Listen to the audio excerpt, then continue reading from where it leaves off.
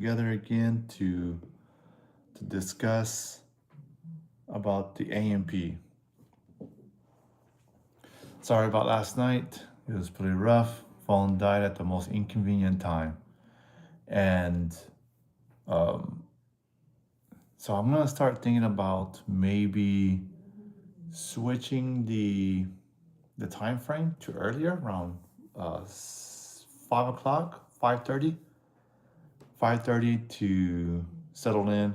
Sorry about the red eye. I've been on my computer all day as far as um, just doing a bunch of homework.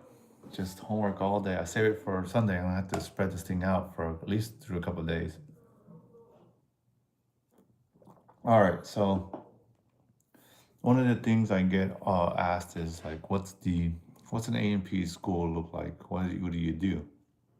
So if you're thinking about going to an AMP school, and just be prepared that uh, it's not a in-depth, all like detailed course. You're not gonna come away with knowing everything. And we're not in the business of doing that.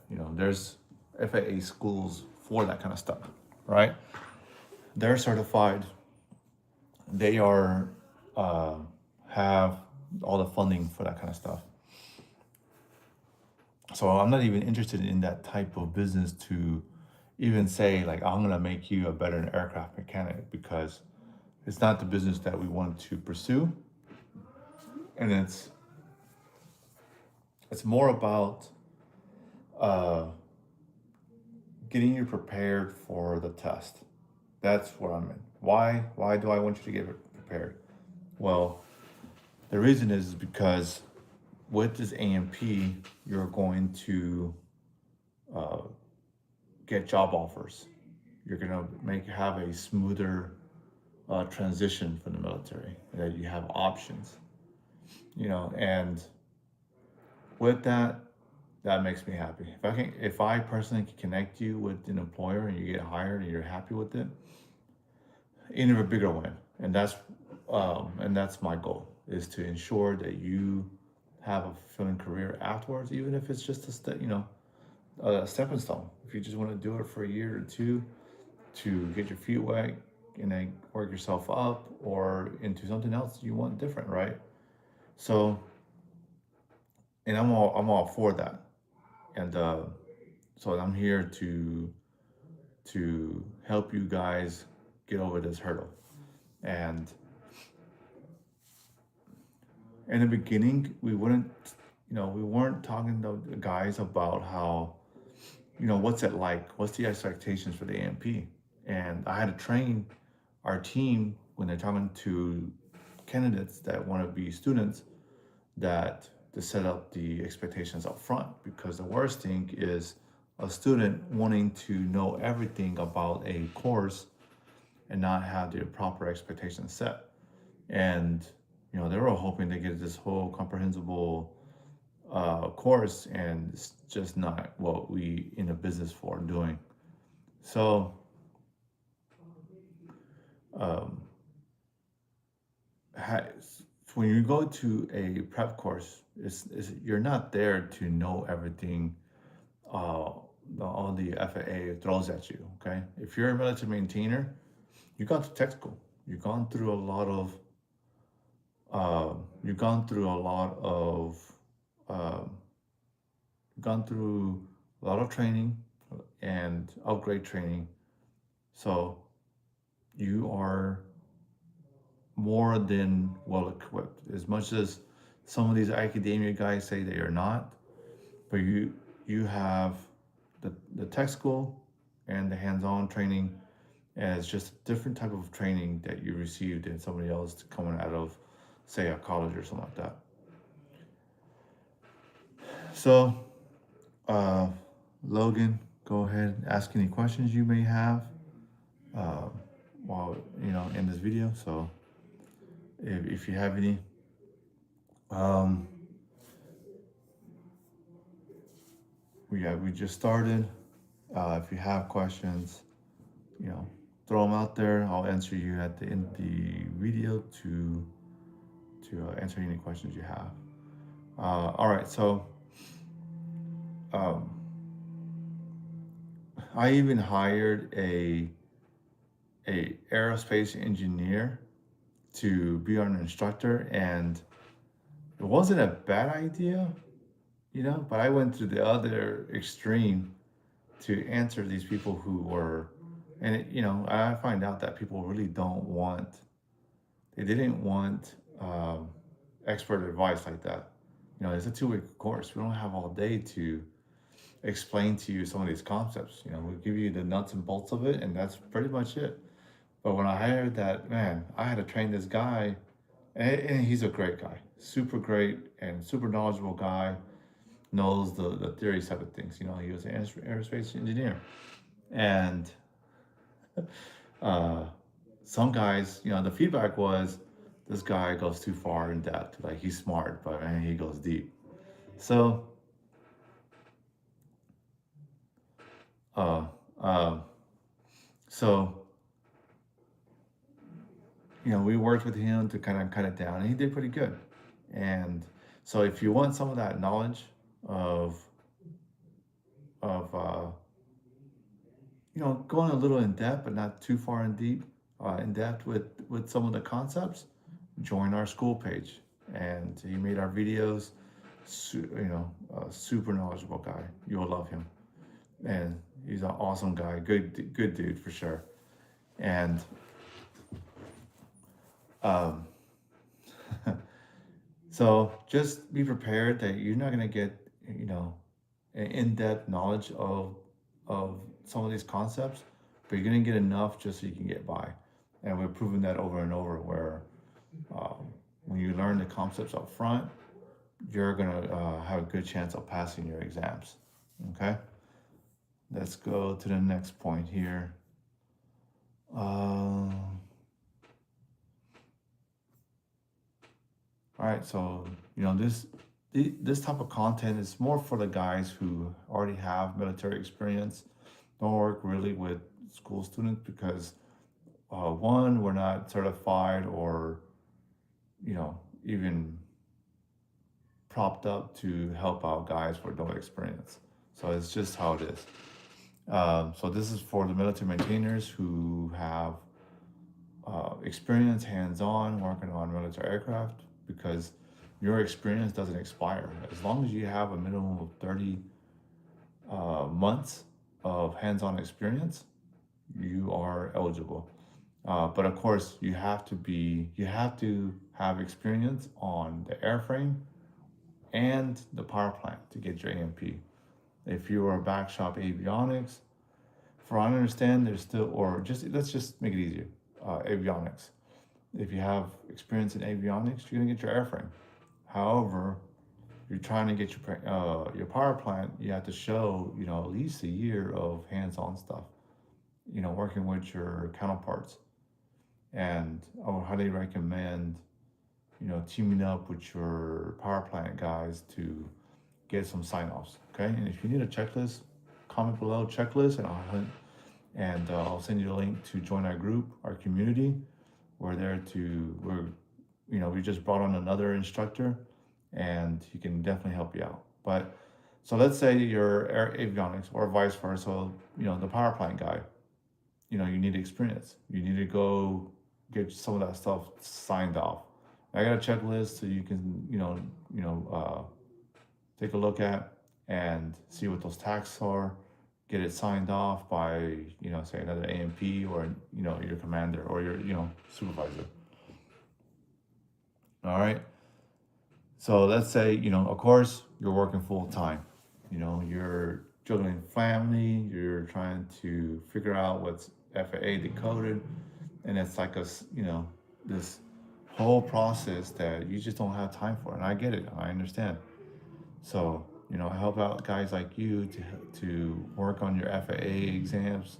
You're also get authorized first, taking those first initial steps to even get started with your before you even start testing, because in the beginning it might seem daunting, and It's unfortunately that's how it is, and it's not just automatic, but you know, that's how the FAA, that's how government does it.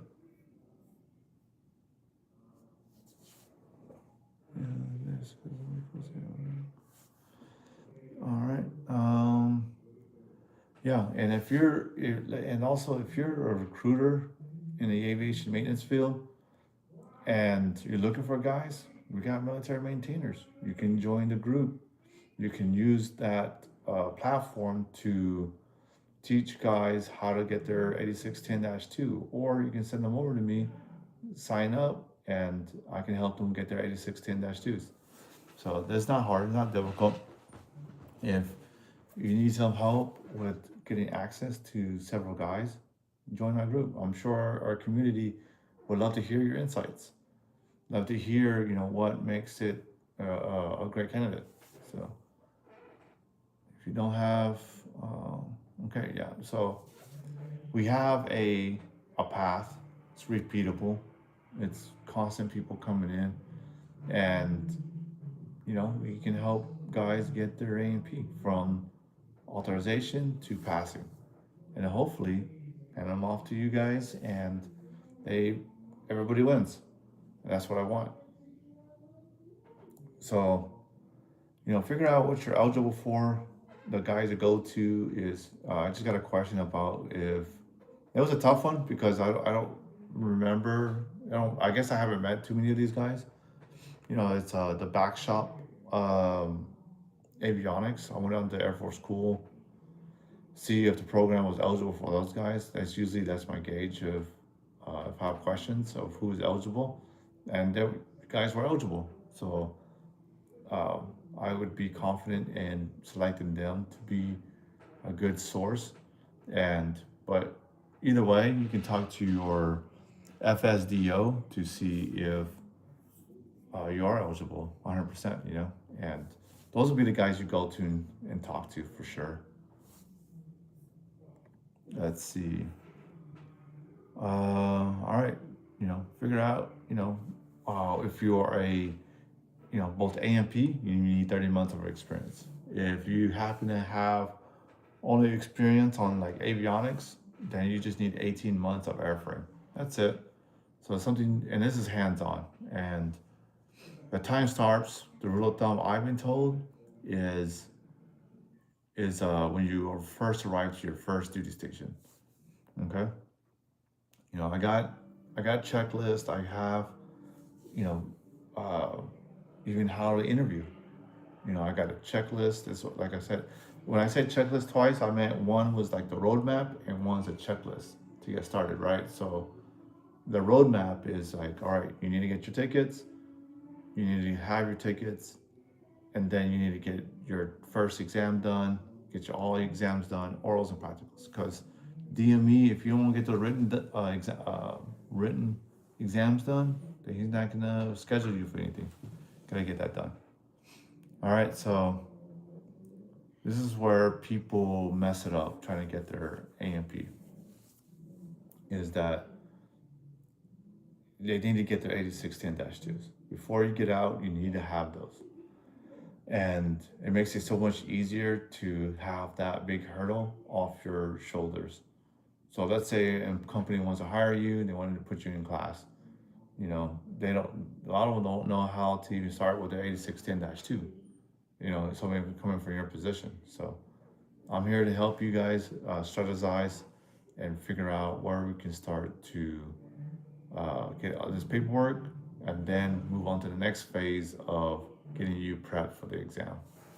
So if you're a recruiter or a company, this will help you, uh, be an attractive employer. We met a couple of those guys, and certainly would love to work with these guys,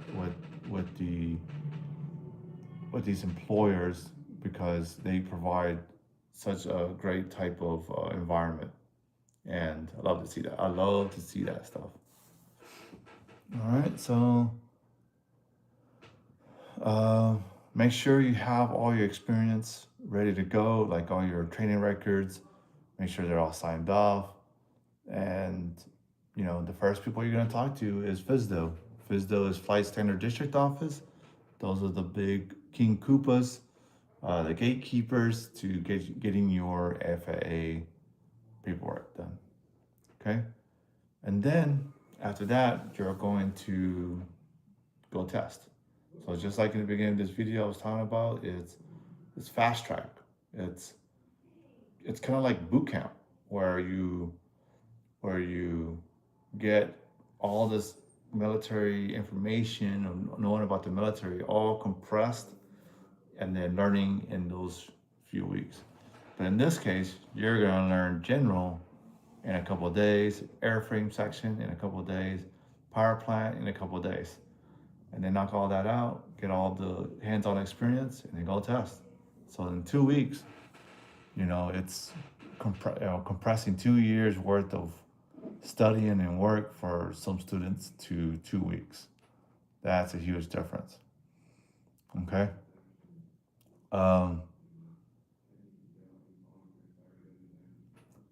And if you're a recruiter, just hand them off to me. I can help you out with them. And if you're interested in getting your AP, you just get a gig, and it's holding back. We can do it online, where it's convenient. You don't have to wait for months, and we're more personable. One-on-one is a lot better than just being a number to somebody and somebody who doesn't even know you existed. So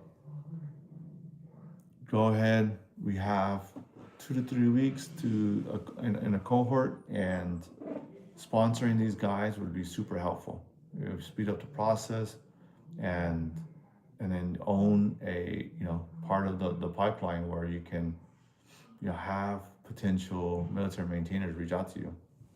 Okay, so